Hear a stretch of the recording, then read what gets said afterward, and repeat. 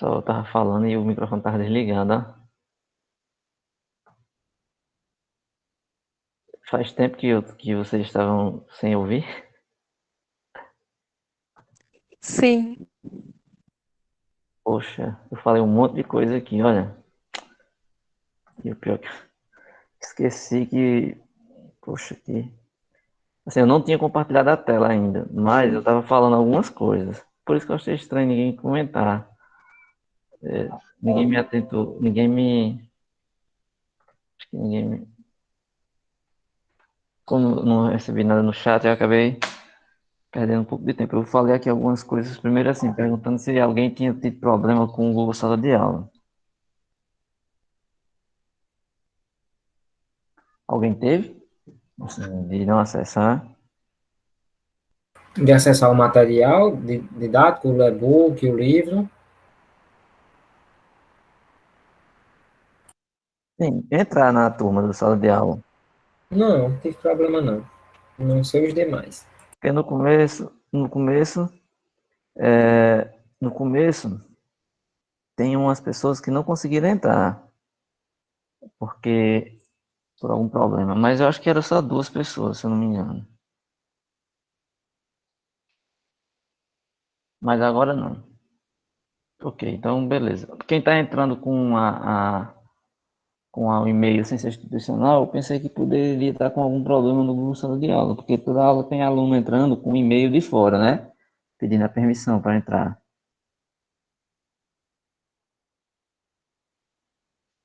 Mas tranquilo. Poxa, eu acho que eu falei bem uns 5 minutos e o microfone estava desligado. E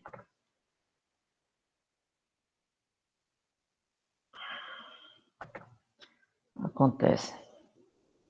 Vamos lá. Vocês estão vendo aí? Aqui foi o finalzinho da aula passada, né? Vocês lembram? Vou ver aqui se tem algum problema aqui. Tá tudo aberto aqui. Eu não mandei nenhum material extra na aula passada, nenhum link, não mandei nada. Foi só o link da aula aqui. Eu deixei aqui o link que postei lá no site lá que eu tenho usado, certo?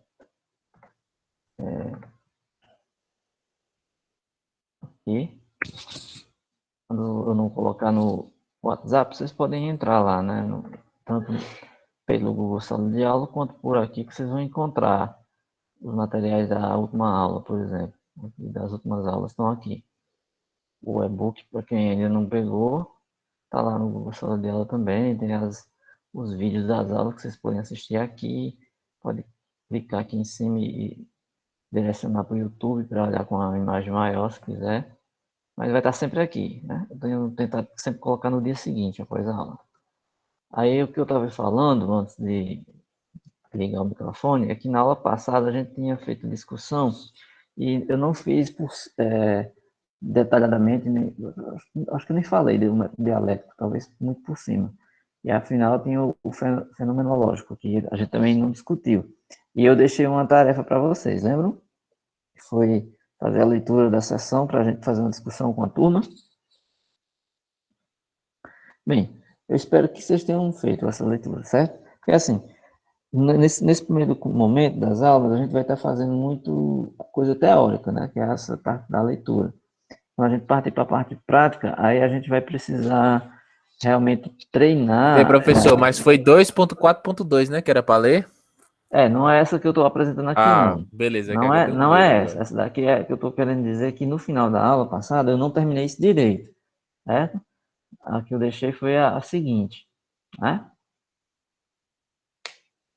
Aí, assim, essa daqui por cima, eu ia só relembrar, só falar aqui por cima, antes de passar a palavra mais para vocês, né? Porque como eu não falei direito dessa daqui, então eu queria pelo menos mencionar um pouco, certo? Então vamos lá. Só para dar uma contextualização, esse conceito de dialética aí ele é antigo, né? E ele começa citando aqui Platão, né? Ele diz que Platão utilizou no sentido de arte do diálogo, né? A arte do diálogo. Por isso que é o nome. É dialético. O nome já é sugestivo, certo? E ele também era utilizado na Idade Média. A antiga Idade Média é os primeiros séculos após a era cristã, certo? Então ele era utilizado para significar simplesmente lógica. Tipo assim, era dialético, né, no sentido de diálogo, mas baseado no sentido lógico também, certo? Aí ele vai comentando aí e vai falando de influências anos após, bem à frente, né? Dizer que que ele atingiu o auge, né? Hegel, depois formulada por Marx, certo? Então, buscando interpretar a realidade partindo do pressuposto que todos os fenômenos apresentam características contraditórias, certo? Organicamente, unidas e indissolúveis, certo? Então, nesse caso aqui, a proposta dada por Hegel, as contradições elas transcendem-se no sentido de que dando origem a novas contradições que passam a requerer solução, seja empregando pesquisa qualitativa e um método de interpretação dinâmico e totalizante de realidade, pois considera que os fatos não podem ser relevados fora de um contexto social, político e econômico. Assim, é como se fosse termos aqui o conhecimento influenciado por fatores externos à própria pesquisa. No caso aí, isso é levado em consideração tanto o contexto social, político e econômico, entre outros, certo? Tipo assim, é que esses fatores influenciavam no conhecimento científico como um todo, tá? Aqui, sempre que ele fala desses dois autores, Lakatos e Marconi, é daquele outra referência, daquele outro livro que eu postei, que ele é todo escaneado, que é mais antigo, certo? Porque esse aqui é uma referência bastante usada em MTC. Então, ele é um livro que realmente é bastante usado. Nós vamos olhar umas coisas lá nele, mas é porque esse e-book aqui é baseado nele, então é meio que uma versão mais moderna, por isso que eu estou usando mais esse aqui, certo? Mas a gente vai usar algumas passagens desse próprio livro aqui também, certo? Então ele diz o seguinte, que no caso aqui, nesse livro, Lakatos e Marconi, eles apontam as leis da dialética, assim, como seria essa discussão, né, em cima dessa dialética. A ação recíproca informa que o mundo não pode ser entendido como um conjunto de coisas, mas como um conjunto de processos, ou seja, que as coisas estão em constante mudança, sempre em vias de se transformar, ou seja, é um processo que não acaba, né? É sempre em transformação, certo?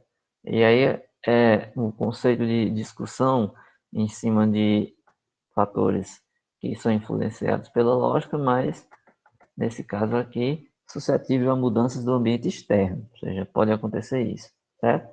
Então, nessa mudança dialética que ele fala, a transformação ocorre por meio de contradições. Em determinado momento há uma mudança qualitativa, mas pois a mudança das coisas não podem ser sempre quantitativas. Por outro lado, como tudo está em movimento, então essas faces, né, qualitativa e quantitativa, são coisas que nós vamos falar bastante, o que é ser uma coisa qualitativa e o que é ser uma coisa quantitativa, né? São coisas que distinguem um pouco o modo de que tipo de trabalho você está fazendo. Se é em relação a essa parte qualitativa, você está medindo algo que diz respeito à interferência do trabalho de uma forma que não seja em questão vamos dizer assim, em cima da teoria, né? Assim, são formas de você dizer se o trabalho é feito de uma maneira ou de outra, prevendo ou uma expansão daquele trabalho de um modo geral para um caso particular, ou se o contrário, mais ou menos como a gente discutiu na aula passada, né? Coisas mais ou menos assim. Isso aqui merece uma aula mais aprofundada, que por enquanto eu não vou falar, porque aqui é só para citar, né? Essas faces aí são como se fossem coisas não opostas uma da outra, mas são coisas que um método difere bastante do outro, né? Por isso que ele coloca coisas aqui como duas faces, como se fossem duas faces de uma mesma moeda, né? Ou seja, é um mesmo tema, mas que pode ser colocado no ponto de vista, sob dois pontos de vista distintos. Por isso que ele coloca aqui positivo, negativo, velho, novo, coisas antagônicas assim, mas que na verdade elas são o mesmo assunto, certo? Onde uma se transformando na outra. A luta desses contraditórios é o conteúdo do processo de desenvolvimento. Então, assim, quando ele fala de contraditório, é isso. Não é quer dizer que a coisa se contradiz e o que você está fazendo não é o que você está fazendo, não é isso. É contraditório no sentido que, por um lado, você tem uma coisa que bate de frente com outra, mas que elas são, na verdade, discussão para o mesmo fim, certo? Então, esse método dialético, para resumir, né? Então, o método dialético ele parte da premissa que, na natureza, tudo se relaciona, né? Transforma-se e há sempre uma contradição inerente a cada fenômeno. Ou seja, ele pode ser sempre visto de ponto de vista que não necessariamente combinam, mas que, assim, que não necessariamente divergem. É o contrário que eu ia dizer. Não necessariamente divergem, mas que se complementam, vamos dizer assim. Ok. Mas essa leitura aqui era só para complementar o finalzinho lá daquela sessão. Eu vou saltar aqui para o método fenomenológico para dizer que a gente, pelo menos, mencionamos aqui os 5 métodos: dedutivo, o indutivo, né? O dialético, né? Esse método fenomenológico, e o dialético dedutivo. Então, o método fenomenológico, tal como o nome apresenta, né? Fenomenológico, aqui, ele pressupõe estabelecer uma base segura, mas ele liberta de proposições para todas as ciências. Então, as certezas positivas que permeiam o discurso das ciências empíricas são ingênuas, ou seja, isso daqui ele está colocando no ponto de vista de um autor, certo? Alguns autores podem ter uma pequena divergência, vamos dizer assim, na definição da coisa, mas no final, para você tomar como sendo o que seria o método, é aquilo que está em comum. Assim, um ponto de vista de um em relação ao de outro pode mudar em termos de definição mesmo, mas assim, não a definição como é, mas assim, a forma de como define pode não ser exatamente as mesmas palavras, vamos dizer assim, mas com o mesmo sentido, ou seja, com a mesma com o mesmo objetivo, com o mesmo intuito, certo? Então, essa fenomenologia, ela não se preocupa, destacar essa frase aqui, com algo desconhecido que se encontre atrás do fenômeno. Só avisa o dado, sem querer decidir se esse dado ele é uma realidade ou é uma aparência. Então, o que ele quer dizer aqui é o seguinte, que a questão é não se preocupar com o fenômeno em si, né, o que se encontra atrás dele, mas sim visar o que é que essa informação traz, certo? Sem necessariamente, né, estar preocupado em analisar a realidade, né, ou se é ou se é aparente, mas assim, o que é que esse dado traz de informação novo, né? A informação que é o mais importante atrás desse fenômeno, vamos dizer assim, né? Não é explicar a questão de ser real ou não.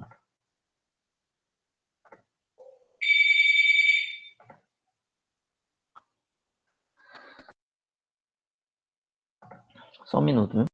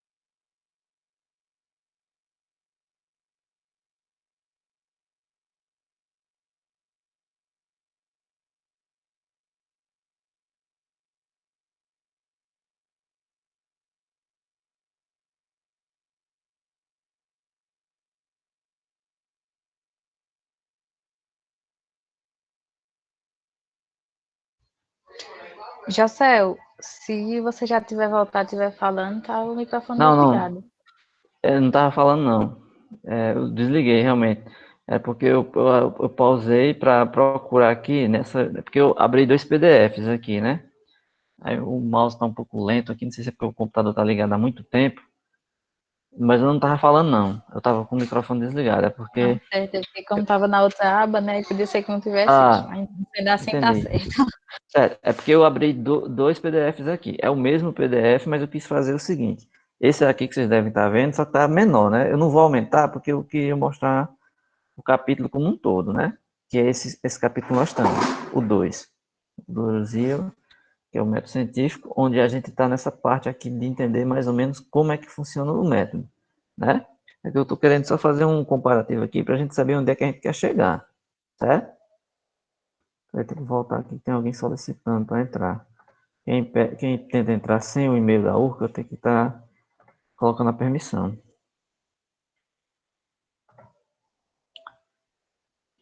Aí aqui você vê o seguinte.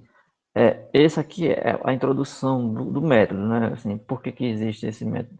O que seria a ciência, o que seria os critérios de cientificidade, esse conhecimento popular versus científico, o método científico como um todo, que é essa seção 2.4, que ela é bem dividida nos métodos de abordagem, que são esses que a gente falou agora, que é dedutivo, indutivo, hipotético-dedutivo, dialético e fenomenológico.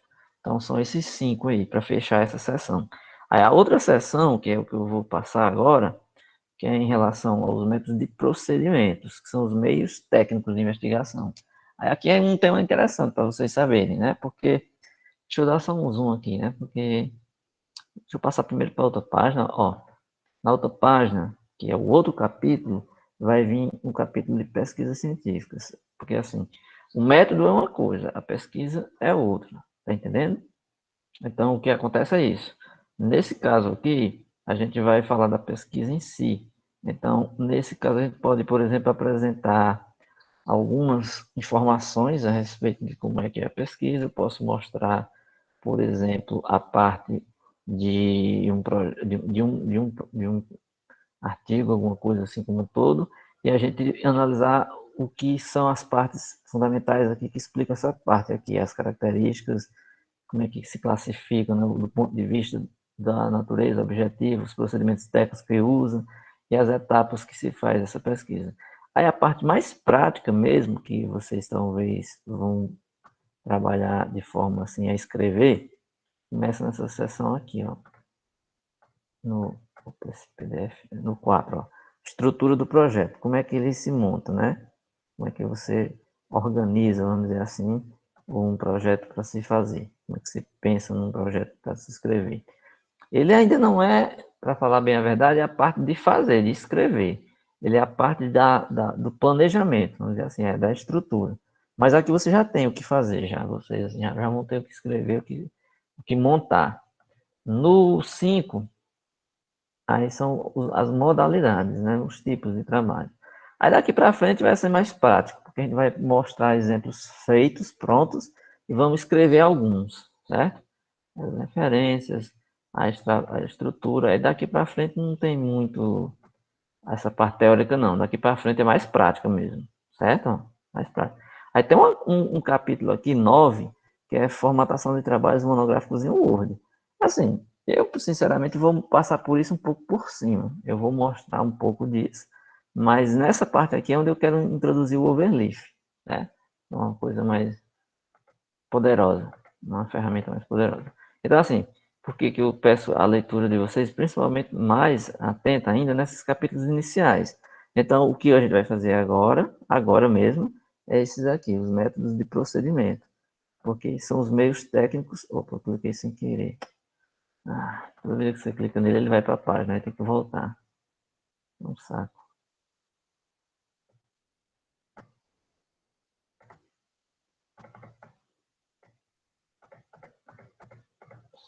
Um segundo. Aqui, ó. É que eu não posso clicar em cima não, porque se eu clicar, ele faz essa mãozinha e vai lá para a página. Ó, o método de procedimento, são os meios técnicos de investigação. Quais são os métodos que se existe? Aí é onde entra, né? qual é o tipo de trabalho. Por exemplo, na aula anterior, sem ser a passada, o Sérgio, né, deu um exemplo daquele trabalho lá que ele falou que ia fazer, ou pensou em fazer, ou começou a fazer, não sei. Aí, qual é o método que você vai fazer, vai depender do tipo de trabalho que você quer, claro. Aí aqui ele dá dizendo alguns métodos, meios técnicos da investigação. Como é que se faz esse projeto, esse trabalho da pesquisa? Aí tem uns exemplos, né? Tem o método histórico, experimental, o observacional, o comparativo, o estatístico, o clínico e o monográfico, certo? Bem, então eu vou fazer aqui uma pergunta e eu gostaria que várias pessoas falassem, certo? Pelos nomes, assim, sem a gente ir lá, sem clicar aqui e ler lá, o que é que vocês têm, o que é que essa palavra traz de ideia, o que é que isso traz, assim, de ideia para você de que seja esse método histórico, de que seja o experimental, de que seja o observacional, o comparativo, estatístico, clínico, monográfico. Eu queria que pelo menos um aluno dissesse um de cada, por exemplo, o histórico, um aluno dizia, o experimental, outro aluno dissesse, o observacional, um outro, cada um diferente, né? São quantos métodos? São 7, né? 1, 2, 3, 4, 5, 6, 7. Que cada um dissesse sua opinião. Claro, alguns de vocês devem ter lido. O ideal é que todos tivessem lido. Se você tiver lido, você já vai falar o que está lá. Mas se você não tiver lido também, não tem problema. Você pode dizer a sua opinião, assim, pelo nome, dá a entender que é tal coisa. Porque aí a gente vai lá e confronta para saber se a sua ideia é essa mesma. Eu posso começar? Pode. Assim, quando eu estou mostrando essa tela, eu não sei o nome de vocês. Aí vocês, quando for falar, digam o nome, porque assim, para eu não ter que ficar voltando lá na tela. Sérgio. Certo, diga aí, Sérgio. Eu posso começar pelo método histórico. O método histórico ele faz referência a estudar o passado para compreender e verificar a influência desse passado na sociedade atual. Por exemplo, na cidade de Juazeiro, nós podemos nos perguntar por que a cidade de Juazeiro ela se desenvolveu mais do que Caririaçu. Juazeiro tem 110 anos, vai completar em julho, Caririaçu tem 140.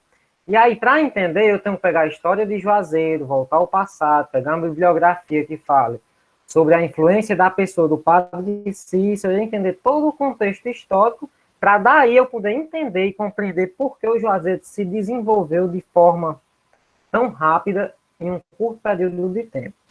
O método histórico é mais ou menos isso que eu tinha compreendido. Beleza. Você tinha lido? Sim. Beleza. Então, o ideal é isso, que vocês leiam. Se por acaso, antes de ler, você tiver uma noção, uma ideia, você pode pegar essa compreensão que você acha que teve e comparar com o que é lá, né? Você pode abrir lá a página e comparar se você realmente entendeu e fazer uma verificação lá, se você entendeu pela palavra, ou pelo menos a ideia é exatamente o que ele diz lá. Beleza. Outra pessoa aí. Eu posso falar sobre o experimental, Maiara. Assim, como foi sugerido, né, falando só vendo pelo título, método experimental. O que me vem à cabeça inicialmente é, como é bem sugestivo, experiência.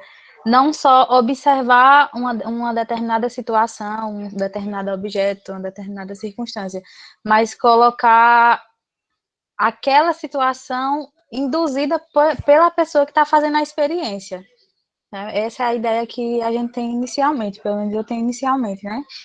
Que ele não vai só observar, ele vai induzir certas circunstâncias e observar como aquele se comporta depois que ele faz a indução. E quando eu li lá, foi realmente alguma coisa bem nessa vertente. Ele fala que os objetos são submetidos a situações especiais que são controladas pelo investigador. Tudo bem. Tudo bem, isso mesmo. Bom, aqui é Júnior. Eu posso falar sobre... Eu ia falar sobre experimental, mas eu posso falar sobre observacional.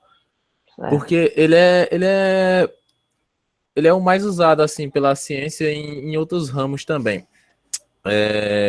Também na psicologia também, embora tenha outro que seja mais utilizado do que outro, porque ele é basicamente só observar o comportamento do que você vai estudar, sem ter que submeter ele a qualquer coisa. Meio que você vai analisar o comportamento daquele corpo e você, a partir dali, você vai criar teorias a respeito do que você está estudando. Pelo menos foi isso que eu entendi quando estava lendo. A diferença dele para o experimental é que ele não submete o objeto de estudo a experiências, nem a nada.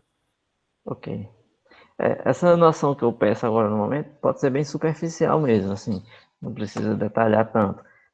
Mas para saber o que vocês entendem, talvez, pelo que está escrito, né? Assim, porque os nomes são bem sugestivos, né? Tipo histórico, experimental, observacional, comparativo, estatístico, clínico e monográfico. Porque, assim, o histórico vem de alguma coisa que remete a estudo histórico, né? A história de alguma coisa. O experimental de experimento, o observacional de observação, comparativo de comparação de alguma coisa assim, estatístico de um estudo estatístico, né? De levantamento estatístico, clínico de examinar aquela situação, vamos dizer assim, e o monográfico que tem a ver com a escrita, né? Pelo menos é o que se imagina. Assim, então, é só mais ou menos ter uma ideia assim, de que o estudo é assim, então ele deve fazer isso, deve fazer aquilo. É interessante até que quem não leu, fale, diga sua opinião, né? Assim, pelo nome, aí você poderia, inclusive, se você não quiser dizer o que acha, mas pode dar um exemplo. Não, um experimento assim, ele se encaixa em qual dessas? Por exemplo, o Sérgio falou aí de um exemplo prático, né? Um exemplo que ele citou, né? Aí, inclusive da cidade, falou aí Caririaçu, Juazeiro, e ele deu um exemplo prático, né? Real, né? Então, assim, você pode também ilustrar o que você entende pelo um nome desse com um exemplo. O que você acha que se encaixaria? Professor, esse exemplo que Sérgio deu, ele pode se encaixar também no método comparativo, né? Sim, porque ele fez Em duas relação a cidades, não foi? comparar as duas cidades. Foi Aham, Juazeiro e Caririaçu. exato. É, porque assim, podem falar livremente aí, vocês não tem, precisa ficar com vergonha, não. Vocês podem falar o que quiserem aí, em relação a complementar o que um colega também tenha dito, né? Se achar que pode dar um exemplo, ou pode reforçar até um dos exemplos que já foi dito, pode comentar. Importante é gerar discussão, né? O comparativo aí, você falou Certo. que seria mais ou menos como ele. Então, assim, na sua ideia, na sua cabeça, estudos que fazem comparações, mas levantamentos, assim, de uma situação com outra, é isso que quer dizer?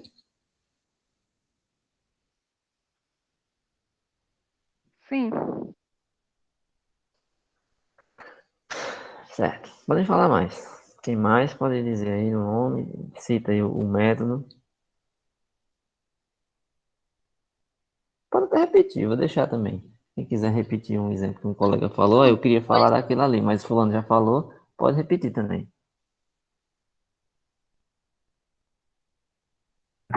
O Wellington aqui. Tu já falou aí a respeito de todos, no caso eu li também, vou falar mais ou menos só, tipo, palavras-chave de cada método. Ou, no caso, o método monográfico, a gente remete o que? A monografia, né, de um trabalho de conclusão de curso, no qual se utiliza diversos métodos. No caso, não se prender a um método específico, e sim a vários métodos. No caso, variedade de métodos. O método clínico, o próprio nome sugere, de acordo com o texto lá, foi bastante utilizado na área da psicologia, né? Até pelo seu nome clínico, tem a ver com a psicologia. O estatístico, apesar dele, como eu posso dizer, assim, não podemos, a gente não pode tomar ele como absoluta verdade, de acordo com o texto lá, não pode tomar ele como absoluta verdade, apenas como uma probabilidade bem considerável, uma boa probabilidade. E o comparativo, o Fabiano falou aí, já não tem mais o que falar. E os demais também, assim, o observacional, a diferença para o experimental, eles, vamos dizer assim, se chocam, porque o experimental você induz, é uma coisa condicionada. Enquanto o observacional, você espera acontecer um fato ou você já observa o acontecido, sem você induzir. E o histórico é só observar o passado mesmo, a palavra-chave é passado. Entendi.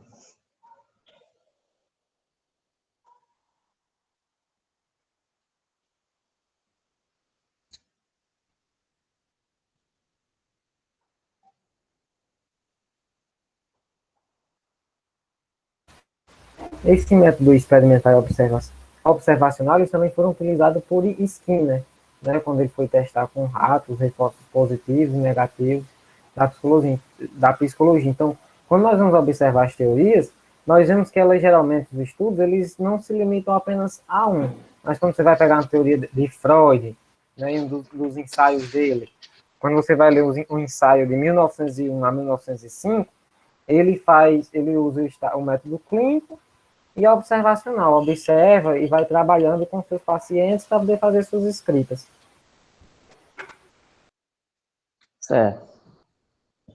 E o que a gente sabe também é que não necessariamente a gente precise utilizar uma coisa dessa só, né? Eles podem se complementar, né? Você pode, por exemplo, fazer utilização de um desses, por exemplo, o monográfico nada mais do que um conjunto de escritas, vamos dizer assim, onde você vai ter ali um trabalho mais de pesquisa, no sentido de ir atrás, né, de juntar elementos teóricos num trabalho. Mas isso aí, se você for olhar por um lado, ele não necessariamente precisa ficar restrito a isso sem utilizar, por exemplo, o método estatístico. Você pode, nesse, incluir um método estatístico dentro de um desses, de tal forma que o trabalho em si pode envolver mais de uma técnica. A questão é que essas técnicas não definem o trabalho todo. Um único trabalho pode ser feito somente usando uma técnica dessa. Você pode até sim fazer um trabalho em cima de uma única técnica dessa, mas, por exemplo, quando você faz um experimento, né, aquele experimento você vai ter que relatar ele, vai ter que escrever, vai ter que fazer talvez uma estatística em cima daquele experimento também. Então, junta uma técnica à outra para compor o trabalho, né? Então, aí só são o nome das técnicas, mas não necessariamente quer dizer que o trabalho vai se empregar de uma única técnica. José, eu fiquei com a dúvida logo no começo da leitura desse ponto. É porque, assim, lá no início da leitura, ele já fala assim, os métodos específicos mais adotados nas ciências sociais são, aí ele cita esses 7. Só que quando você pensa em ciências sociais, você pensa em ciências que estudam fenômenos da sociedade. No caso de trabalhos que são diretamente das ciências exatas, como a matemática, por exemplo, ela tem um conjunto de técnico de investigação próprio ou não, que difere, ou esses aqui são usados na área de exatas também? Tem, sim. Assim, não que a das exatas saia desse conjunto aí, ela está inclusa aí nesse conjunto. Por exemplo, a matemática pura, né, nós vamos ver aqui que ele se encaixa aqui em alguns desses aqui. Por exemplo, a gente pode fazer o comparativo, o observacional, né? O experimental nem tanto, porque no ponto de vista de matemática teórica, não, mas existem também, dentro da matemática, os ramos, vamos dizer assim, onde algum ramo difere um pouquinho de outro. Na parte que nós fomos falar sobre os trabalhos de pesquisa em si, aí nós vamos estudar, eu vou apresentar para vocês aqui mais de um modelo. Aí nós vamos apresentar modelos que se utilizam de métodos diferentes, tá? Aí lá fica mais fácil a gente compreender por que que a matemática é assim. É, porque a dúvida surgiu só por essas Certo, palavras usadas assim, de entendi. métodos específicos das ciências Certo. sociais. Ele quis dizer que nas ciências sociais você encontra isso aqui, né? Então, meio que para dizer que você vai encontrar isso aqui sempre, né? Deixa eu clicar aqui em cima, ó. Vou clicar no primeiro, deixa eu clicar no capítulo. Então,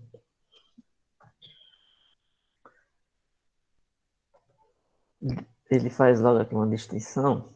Deixa eu abrir no outro, porque esse daqui não é dito. Tem esse negócio aqui, essas coisas da tecnologia aqui. Nesse eu não consigo riscar naquele outro. Esses métodos, diferente dos métodos de abordagem, que é aqueles que a gente falou, né? Até a gente entrar nessa hora na turma. Deixa eu ver quem é. Se entrasse com o web da URCA, entraria bem direto, né? Vamos lá. Então, os métodos de abordagem são aqueles que a gente discutiu, dedutivo, indutivo, fenomenológico e tal.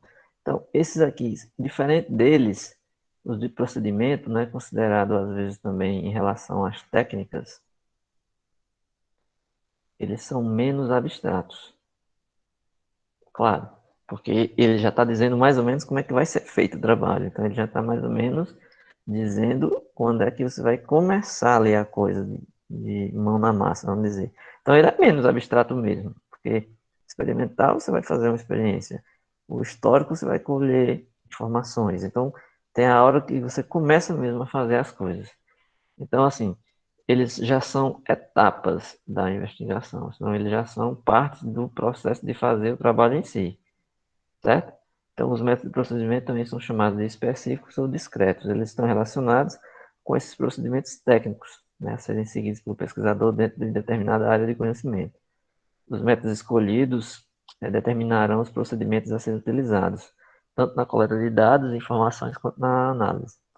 Então, esses métodos têm por objetivo proporcionar ao investigador os meios técnicos para garantir a objetividade. Ou seja, o que a gente já entendia disso mesmo. A objetividade de como se fazer o trabalho, né? Como se fazer, o método vai dizer exatamente isso. É a técnica que você vai utilizar, né?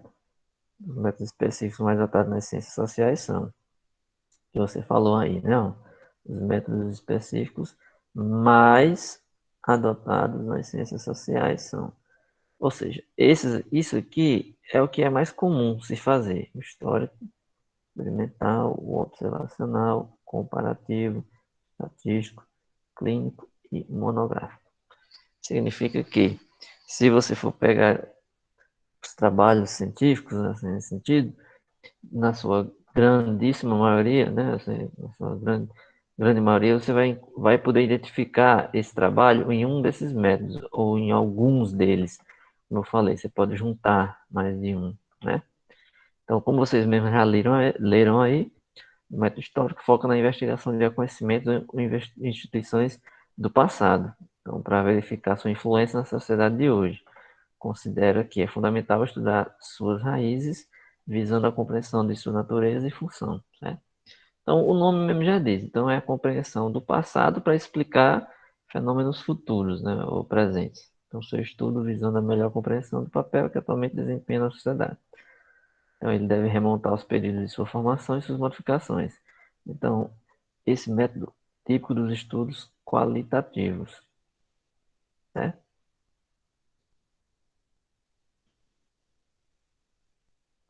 O experimental, especialmente em submeter os objetos de estudo à influência de certas variáveis em condições controladas e conhecidas pelo investigador para observar os resultados que a variável produz no objeto. Não seria exagero considerar que parte significativa dos conhecimentos obtidos nos últimos 3 séculos se deve ao emprego do método experimental. Sim, porque assim, a ciência como um objeto de estudo mais recente, né, através de experimentos, né, laboratoriais, por exemplo, você pode fazer essa experiência, né, métodos experimental, para tirar conclusões daquela experiência, né? Aí se encaixa um monte de coisa, certo? Porque as ciências naturais, né, as ciências da natureza, ele é um que, por sinal, considera esse método como quase sempre, né? Porque ele é um método que é sempre, vamos dizer assim, recorrido, é um método que essas ciências naturais sempre recorrem, ou seja, através de experiência, de experimento. Da química, tem a parte da física experimental, então você faz, demonstra, chega às conclusões através de experiências. Então, esse é um método bastante utilizado e nas ciências mais modernas, né, ele foi que deu esse avanço para elas, ou seja, experimentos feitos nos últimos séculos, vamos dizer assim, e o tipo de recursos científicos que surgiram a facilitar esses experimentos fizeram com que, ao longo da história, o fenômeno de experimento é mais recente, assim, no sentido de que o desenvolvimento mais de 3, 4, 2, 3 séculos atrás, esse método, ele se, vamos dizer assim, expandiu, né? Ele se expandiu em relação a, por exemplo, na antiguidade, onde a coisa era mais por observação, não é? Que é esse método aqui. Se você for ver, por exemplo, as sociedades antigas, né, os estudos em séculos antes de Cristo, né, muita coisa se era conhecida, ou pelo menos era investigada através da observação. Então, a observação é um dos mais utilizados nas ciências sociais e apresenta alguns aspectos interessantes. Por exemplo, por um lado, pode ser considerado como o mais primitivo e, consequentemente, o mais impreciso, claro, porque se ele é observação, essa observação pode falhar. Então, ele não é tão preciso quanto o experimental, por exemplo, que você pode realizar mais de uma vez, várias vezes, e fazer a comparação, né, para poder chegar a algum resultado. Então, o método observacional, ele, por ter esse aspecto primitivo, ele não é tão preciso, certo? Mas, por outro lado, pode ser tido como um dos mais modernos, visto ser o que possibilita o mais elevado grau de precisão nas ciências sociais. Bem, ele diz isso aqui, mas em determinadas áreas, né? Tem que ver em que ponto, né, dessas ciências sociais você poderia ver isso como essa frase que ele fala aqui, ó, ser o que possibilita o mais elevado grau de precisão nas ciências sociais. Por outro lado, pode ser tido como um dos mais modernos, visto ser o que possibilita o mais elevado grau de precisão. É um pouco meio contraditório você dizer isso, mas tem que ver sobre qual ponto de vista, né? Porque, como ele fala, as ciências sociais abrangem um campo muito grande, né?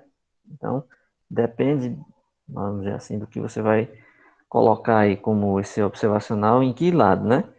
Porque ele destaca aqui que difere do experimental em apenas alguns aspectos em relação entre eles. Nos experimentos, o cientista ele toma providências para que alguma coisa ocorra, a fim de observar o que se segue.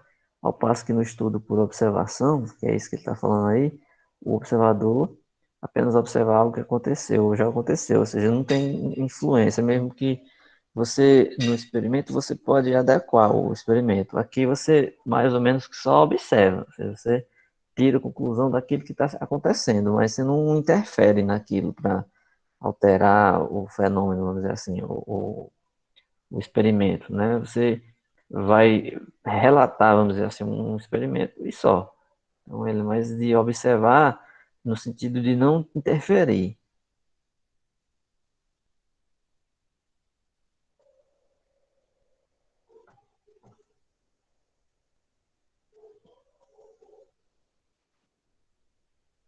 Comparativo, explicação de fenômenos que permite analisar o dado concreto. Alguém já tinha falado, inclusive explicando como está aqui, né? Deduzindo que esses elementos são constantes, abstratos e gerais. Então, o método comparativo procede pela investigação de indivíduos, classificando os fatos ou vistos e ressaltar as diferenças similares entre eles.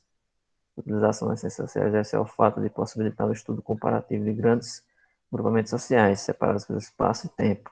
Assim, esse é simples de entender, né? Porque ele vai ele vai centrar, né, a comparação através de semelhanças e diferenças, certo? Porque ele realiza essas comparações para verificar, né, as semelhanças e explicar as divergências, ou seja, como ele está dizendo aqui. A ideia é que se explique o motivo das diferenças, né, e que se verifique as semelhanças, ou seja, realmente, se você está comparando uma coisa com outra, aí o que é que eles têm de igual, que é a verificação da semelhança, e esse explicação da divergência. ir atrás de entender o porquê que eles diferem, né? Por que é diferente, em que ponto eles diferem, e explicar isso, certo? Então, é bem simples de entender essa explicação aí. Aí, passando rapidamente aqui, eu acho que ninguém falou do estatístico, né? Ninguém deu exemplo não, né? Não, o estatístico dá para a gente dar exemplo, por exemplo, perdão. Nesse período pandêmico, para se criar vacina, houve o observacional, que foi analisado as pessoas com doença, aí houve o experimental, que foi limitado, o experimento da vacina em determinadas pessoas, e no decorrer desses 2 métodos eram usados o método estatístico para fazer as tabelas, os gráficos, a Até média móvel. a própria Sim, questão da melhor vacina também, né? Que você vê a que tem uma porcentagem maior. Ou seja, você usa uma estatística de qual que tem um limite para chegar de aprovação, para que a vacina seja eficiente. Tem a ver, assim, como ele diz aqui, é uma descrição quantitativa da sociedade. Então, o que destaca aqui é justamente a aplicação de métodos que envolvam estatística e probabilidade, né, nesse caso. Então, desde que você aplique um estudo em que seja relevante você buscar por informações de probabilidade e estatística, então, é o que destaca. Então, esse método ele chama de quantitativo, é uma descrição quantitativa, porque ele diz respeito a um estudo em que envolve essas duas coisas, né? Probabilidade e estatística, certo? Então, é um estudo que envolve essas duas coisas que são fundamentais para definir o que é um estudo quantitativo, certo? Eles fornecem informações através de dados estatísticos e probabilísticos.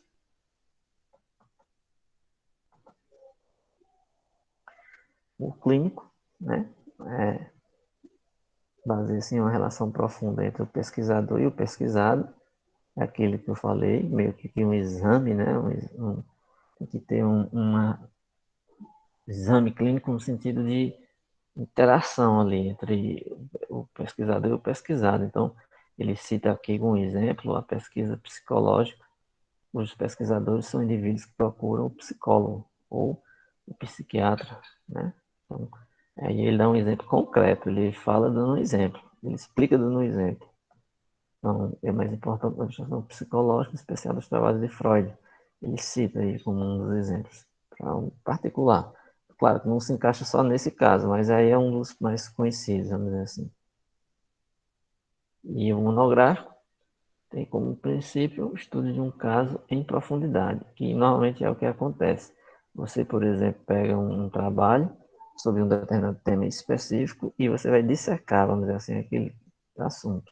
Então, ele vai ser estudado com profundidade e representativo de muitos, ou seja, ou mesmo de todos os casos semelhantes. Então, é como se você estivesse estudando um caso para se explicar um mais geral, vamos dizer assim, ou entender a semelhança entre esses e outros.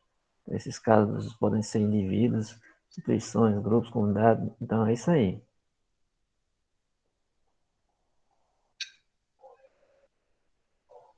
Então aqui ele fecha dizendo o seguinte, a importância do pesquisador seguir um método como referência.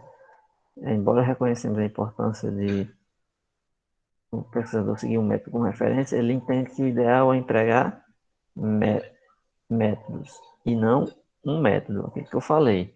Você pode encaixar, né, visando que o trabalho não vai ser feito através de um método, né? Ele quer ampliar as possibilidades da análise. Então, no geral, a combinação entre esses métodos é o que vai facilitar um trabalho mais bem feito, certo?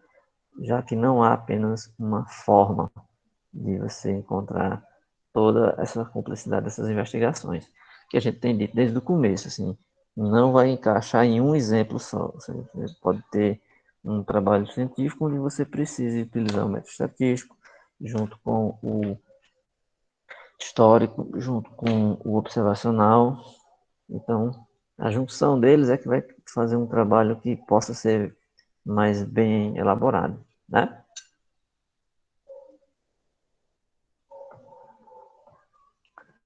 Ok. Bem, aí ele coloca aqui um quadro, né? Já vai encerrar o capítulo 2, onde ele faz aqui uma revisão baseada em autores, né? Autor da referência, ele diz qual é a referência e a descrição. Seria essas coisas, características dos métodos com base no quadro de referência. Aí, funcionalismo, estruturalismo, o que seria hermenêutica, que quer dizer compreensão, o materialismo histórico, etnometodologia. Então, assim, esses nomes é bom vocês decorarem. Decorar é assim, saber o que é isso aqui, o que cada palavrinha dessa quer dizer, certo? Ó, tentar entender o que é isso aqui, certo? É uma atividadezinha de leitura apenas para que essas palavras se tornem comuns, assim, para você mais ou menos entender. Algumas são usadas mais do que outras, né? Mas é bom pelo menos ter uma noção do que é isso que ele está falando. Aí com isso aí a gente encerra essa introdução, né? A introdução da metodologia de trabalho científico é isso aí, certo? Na próxima aula a gente vai passar para uma parte 3, que aqui já é teórico ainda, certo? Ainda é teórico, mas ele já é mais ou menos, mais ou menos assim, planejamento, já é mais ou menos a parte de começar a se fazer um planejamento. E vai falar de É para coisas ler, aqui. é para ler qual parte? O senhor falou? Não, eu não falei nada ainda de ler, não. Mas já que você falou, é para ler o capítulo 3, que nós vamos entrar na próxima aula, no 3.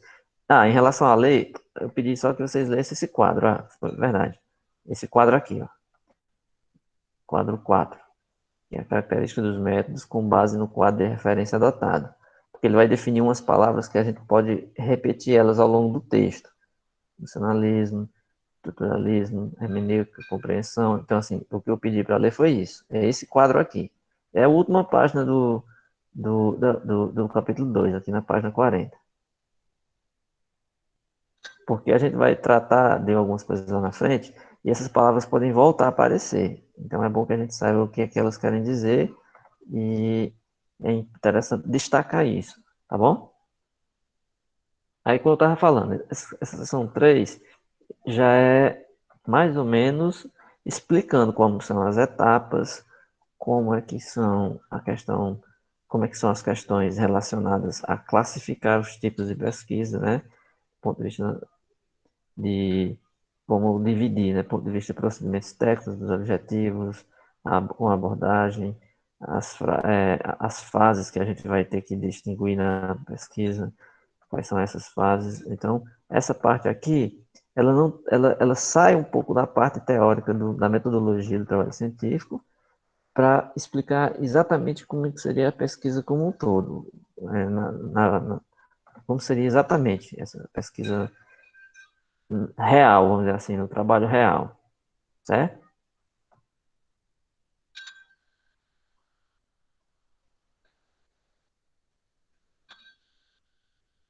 Alguém dizendo aqui postar no Classroom que para ler, se colocação aqui, esqueço, certo? Eu vou colocar lá para poder vocês se lembrarem, né? Eu vou colocar até agora, eu acho, enquanto eu estou lembrando. Só um minuto.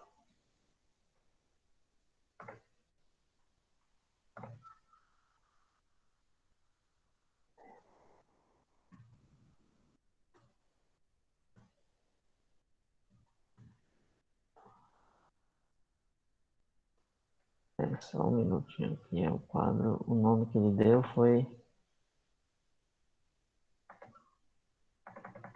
O nome que ele deu ao quadro foi.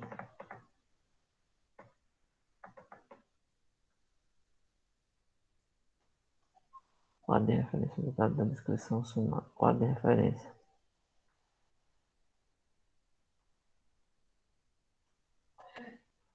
Quadro de referência.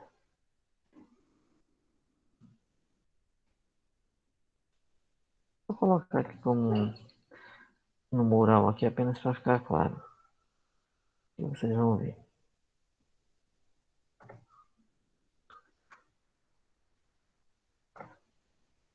Tá certo?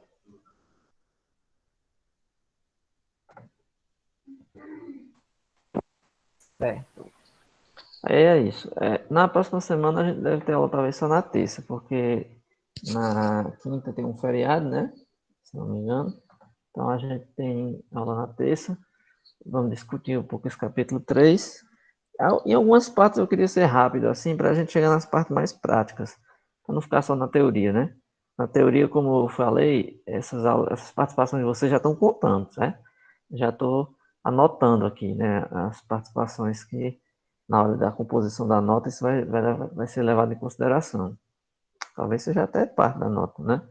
Essas participações, essas falas, e depois as divisões de vocês em grupos para apresentar.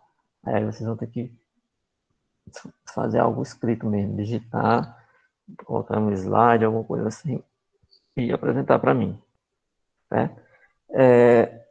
Depois eu quero fazer uma pesquisinha rápida para saber se todo mundo, se quem de vocês tem ou quem não tem, para saber como é que é a situação do uso de um computador. Assim, quem é que teria condição de ter um notebook para escrever esse trabalho, quando a gente for usar o Overleaf, e quem não tem, só para eu saber se tem condição da gente fazer o que eu queria. E era uma parte da disciplina mostrando o Overleaf. Porque dá para usar no celular também, mas não é muito prático. O ideal é usar no computador. Então, seria interessante depois eu saber quem é que tem e quem não tem, para eu saber se dá para fazer. Tá? Mas depois eu pergunto para a turma como um todo. Não tem todos aqui. Depois eu lance uma pergunta lá no grupo. Aí vocês respondem, só para eu saber, ter uma noção. Pois é isso. Eu vou encerrar a gravação agora.